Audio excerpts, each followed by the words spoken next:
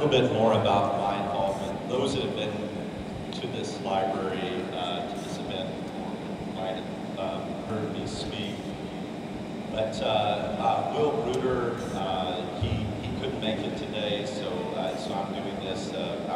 He will be here for sure next year for the 25th celebration, the 25th Solstice celebration. So this is the 24th. I actually did the first talk at the first Solstice event. My role in this building was as co-designer, project, and field architect. This is all I did for 6 years of my life, was doing this building. And it was a great honor to be able to do the Central Library for your city. And so Will and I worked together on this project. And when this project was done, I was also building my own house. And when both the library and my house were done, I launched my own practice, which was 23 years ago. But I want to tell you a little bit about this space. And one thing I'll mention is if you're comfortable, come a little closer. And even though you're going to be listening to me talk and kind of talk me through this event, the way you want to be facing is you want to be facing north. And so everybody should turn around your chairs, and if you want to move a little closer, the further you are toward the music and the stage here, the better the show. And we also, the library every year, they kind of close the louvers. They close the louvers after this event. They're going to open the louvers. So what we're going to be leading up to is solar noon, summer solstice. And solar noon is different than Greenwich noon. Solar noon is when the sun is exactly standing still in the sky, and it's due south. So the sun, as we know, always travels in the southern part of the sky, and in our hemisphere, solar noon is always changing. Solar noon today will be about 12:30, and you're starting to see the sun. Because the sun is a little bit in the eastern part of the sky. It's over here to everyone that's facing right now, it's to your right. So this slot skylight, you're starting to see the sun starting to move down the wall. And at solar noon, you're going to see the light hit both walls simultaneously. And you're also going to see the light hit the top of your candlestick columns. And so the candlestick columns are going to light up. And it's going to be, you're going to see, if you're this way looking north, you're going to see these daggers of light that are hitting the top of the candlestick columns. So let me say a little bit, just the history of this room and a bit the history of the design of the Central Library, the Burton Barr Central Library that we're all in. About 30 years ago, there was an RFQ for this building. I was working with Will Bruder at the time, and we jointly ventured with DWL Architects to guide this project. We started working on it in 1990, doing the program with Dr. Ralph Edwards, who was the city librarian at the time.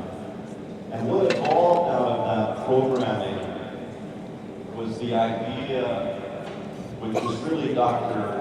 Edwards' idea, that the entire nonfiction collection would be on one floor. So the 000 to 999 Dewey Decimal would be on one floor. And it was about how do you still provide quality service and free access to information with less staff. And so this floor, which is the largest reading room in America, it's larger than the New York Public Library reading room, it's larger than the Library of Congress, it's 1 acre, and it's operated usually by 2 librarians, so you just kind of have to know your left hand from your right hand, so it's a very efficient system. And the big idea here, which was very different than other libraries that we had visited, other central libraries that we visited with the city and the design team, usually the upper floors of the building were given to storage or to administration. In this building, we had the idea that we would give the top of the building, the top of the mesa, this kind of copper-clad mesa form that you see in the city. So instead of New York having kind of lions at the entry or something, the metaphor here is the landscape, a kind of mesa from Monument Valley that's transplanted from the Monument Valley to the Valley of the Sun. And then the idea of giving the top of the mesa to the public, and that you would have this great reading room. You have a view up Central Avenue to the north and south to the South Mountainous Australia Range, and this would be a room for the city, for the citizens of the city. And so once that idea was accepted, it became, how do you do a space that you can kind of get lost in? And we looked at the great reading rooms of the world. We went to Europe. Before our contract was signed in this building, we went to Europe to study central libraries, great libraries of Europe. And this building is inspired by the Bibliothèque Nationale in Paris by Henry Brusquet. And it was very similar to this room in 3 ways. It was a soaring structure that pushed the technology at that time of cast iron. It also was a top-lit space, and it also was a space where every reading table had a lamp. In that library, you turn on the lamp. In this library, the lamps are always on. So the yellow lamp, so you have the kind of the light in the space, and then you can bring a book to the table and you have your own lamp. So this idea of innovative structure, soaring space, when you have this big of a room, an 8-foot ceiling wouldn't feel very good. So, you need a tall ceiling for this many books and for this many seats. And so then the idea was, what if the light did not touch the column? What if the beam did not touch the column and light touched the column? And then what if the ceiling did not touch the walls, but light separated the ceiling from the walls? And this feeling of a kind of floating space. And so we were working with the engineers, Will Bruder, out of London, that we got to work on this project. You may know the Sydney Opera House, that's O'Bara, Lloyd's of London, Hong Kong Bank, Central Pompidou in Paris, all this is O'Bara. So we went to the best engineers in the world, and there was this engineer, Mike Kishler, and he came up with this idea of tensegrity. Tensegrity is where load can be transferred through a cable network, and it doesn't have to be a post and beam. And it was developed by Buckminster Fuller in 1929. And it was done with some experimental projects. It's been done for some stadiums. it was never done for a small space like this. So we had the idea that you really want columns. So the columns that you see for the levels 1 through 4 are essentially a parking garage. It's a Tinker Toy set of precast concrete. And that's supporting 150 pounds per square foot, which is the library stack loaded, but you get to the roof and it's only 20 PSF. It's significantly less. So the columns taper from 2-foot diameter to 10-inch diameter. And then the building, as we were designing the building, it kind of developed its own nomenclature. So these became known as the candlestick columns. Now, you just see these slot skylights. You can see the light is coming down. It's casting shadows from the cabled integrity structure. You're seeing actually the mill-finished steel formwork, the roll marks in the steel. You can start to pick up. This is very beautiful white Portland concrete that we specified to kind of amplify the light. And then we had the idea of having skylights above the columns I mentioned before, but what would those skylights be? What eventually happened is they're dialed up to be the color of the blue sky that we have here like 325 days of the year. So using the same technology that's in your windshield on Santos Saflex, we dialed up the color of the Arizona sky. But then we had this idea, what if we drill a hole through that laminated glass, that laminated colored glass, and we have a clear circle of light that roams around the room all year, and on summer solstice, it lights the top of the candlestick columns. So that is 82 degrees off vertical, which is exactly summer solstice. And it's interesting to note, like this morning in England, and there are many other sites in the world where people celebrate summer solstice at sunrise, but there are only 2 other historic sites, one in China and I forget the other place, that celebrate summer solstice at solar noon, and this building is the other. And it's appropriate because the root word of solstice means when the sun stands still. And so it's the longest day of the year. It's when the sun is highest and it feels like it's standing still. So I think in this place, in the Arizona desert, to celebrate when the sun stands still at solar noon, and it's starting to happen, the light is, if you look, everyone look down the library stacks, it's hit the floor. So the light has hit the floor. It's gonna start to fade a little bit on the left here, on the west side, and then you're gonna start to see it starting to hit the joints in the precast panels. So it starts being joint facing south, and you're in perfection and how the panels are put together. The leading edge is starting to get the light.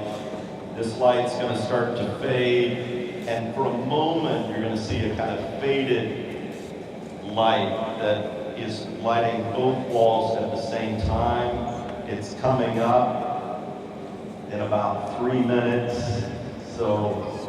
And what we were doing is we had this idea that actually every day of the year you can see the light hit both walls at solar noon. So every day this library celebrates the sun at solar noon. And on this day, it also lights up the top of the candlestick columns. So it was a kind of idea of doing a daily event that celebrates the sun and a yearly event that celebrates the longest day of the year. As we know from this day forward, the days get shorter and shorter until winter solstice, which is December 20th, 21st, or 22nd, and that's the shortest day, and then we start making our way to this day, to the longest is the cycle. It's all because the moon, this giant rock, the moon, hit the Earth, knocked it off axis, is why we have a shorter and longer day.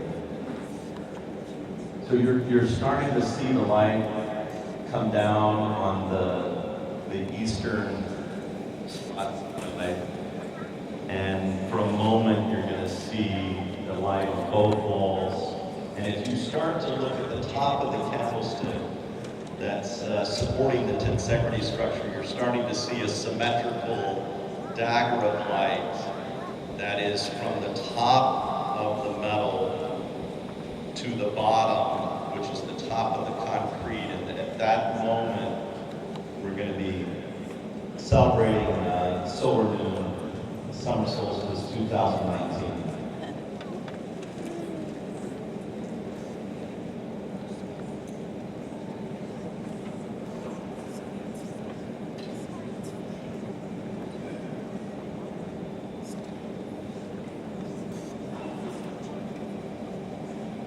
So the first year I did this, 24 years ago, I was kind of joking. It's not like at the time, this sounded better, but it's not Indiana Jones where, you know, the light's going to hit the top of the candlesticks and it's going to unlock some secret door. It's a little subtle, but I think what's exciting is this isn't a Phoenix Suns game. This is just light moving in a room. And for an architect, it's pretty cool that y'all all show up to see this.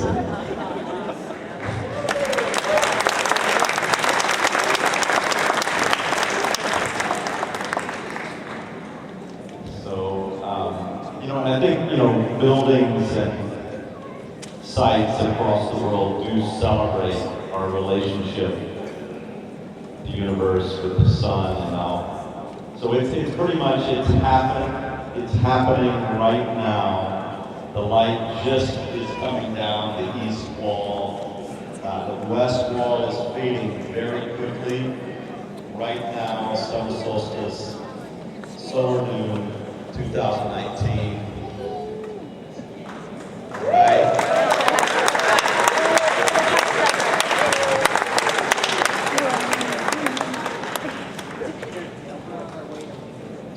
While everybody's zooming in on the top of the candlesticks and getting some pics that you can post, and everybody needs to get the word out. Next year, we should really fill this place, and it's like a tennis match. We're just watching both sides of the wall.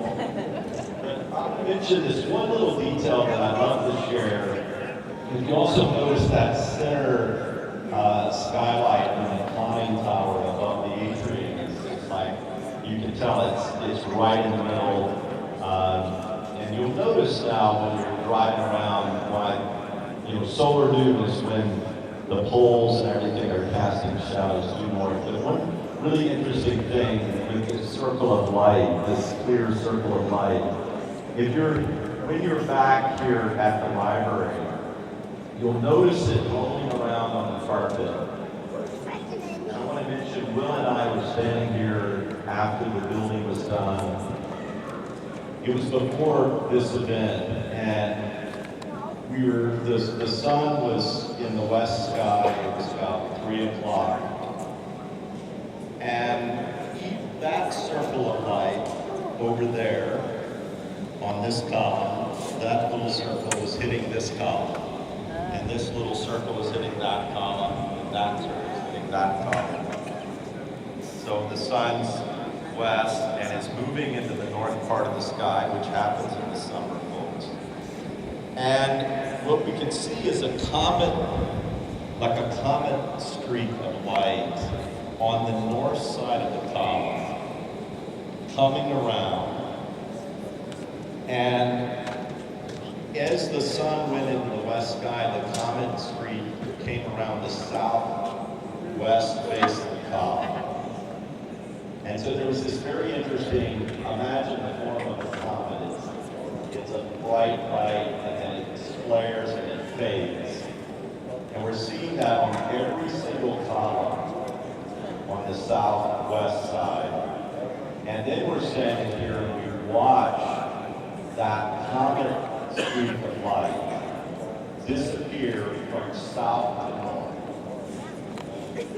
which means, you know, the sun is stationary, we're not. Copernicus was right. And, you know, one of our ideas was that the building read like a book. The structure and the way it worked was self-evident. And I could say we planned that, but it was quite interesting to see that you could actually see us rotating in this space. Pretty cool. Anyway, the light is coming down on that east side, and it's going to start to fade as the sun gets more west in the sky. It'll start to move up. So it's about a 50-minute, hour-long event every day that's celebrated in this great reading room.